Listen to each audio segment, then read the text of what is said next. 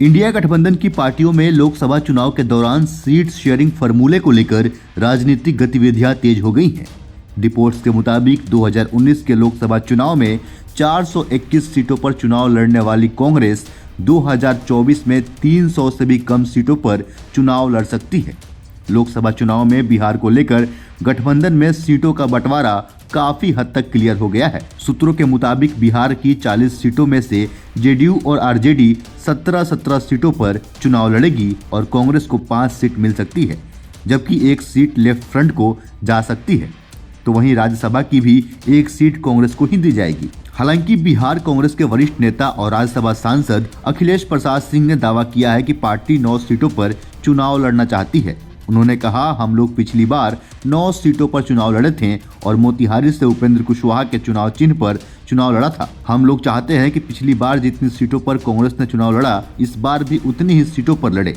ऐसा सभी पार्टियां भी चाहती हैं। वहीं झारखंड की बात करें तो यहाँ 14 में से कांग्रेस 7 और जेएमएम 5 सीटों पर चुनाव लड़ सकती है। इसके अलावा आरजेडी और वाम मोर्चा को एक सीटें दी जा सकती है।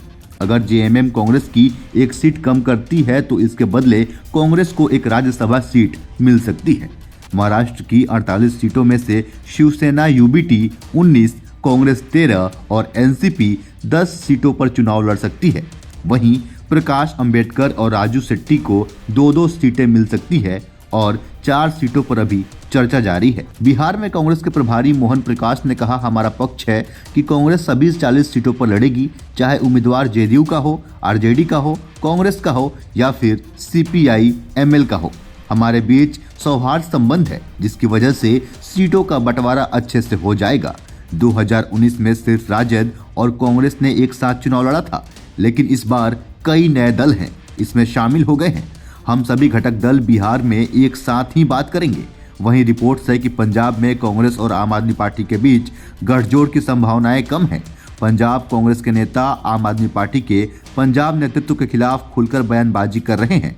हालांकि सूत्रों के मुताबिक दिल्ली में कांग्रेस और आम आदमी पार्टी के बीच सीट शेयरिंग को लेकर बातचीत हो सकती है। बात अगर बिहार की करें तो बिहार की 40 में से 9 सीटों पर चुनाव इसके पहले कांग्रेस लड़ी थी। इस बार उन्हें केवल 5 सीटें मिल रही है। महाराष्ट्र में 48 में से 25 सीटों पर कांग्रेस ने 2019 में चुनाव लड़े थे, लेकिन इस बार कम सीटों की उम्मीद है। और यूपी की 80 में से 70 सीटों पर चुनाव कांग्रेस लड़ चुकी है, लेकिन इस बार कितनी सीटें मिल सकती है ये देखना काफी दिलचस्प होगा। तो वहीं अखिलेश यादव ये भी कह रहे हैं कि कांग्रेस को सिर्फ और सिर्फ 10 सीटें दी जाएगी। बंगाल में कांग्रेस ने 42 में से 40 सीटों पर चुनाव लड़ा था, लेकिन 2024 में सिर्फ 4 सीटों का उम्मीद है। अब औपचारिक ऐलान के बाद देखना यह होता है कि कौन सी पार्टी कितने सीट पे चुनाव लड़ती है। फिलहाल के लिए इतना ही। ऐसे ही अन्य खबरों को देखने के लिए बने रहें सहारा समय के साथ।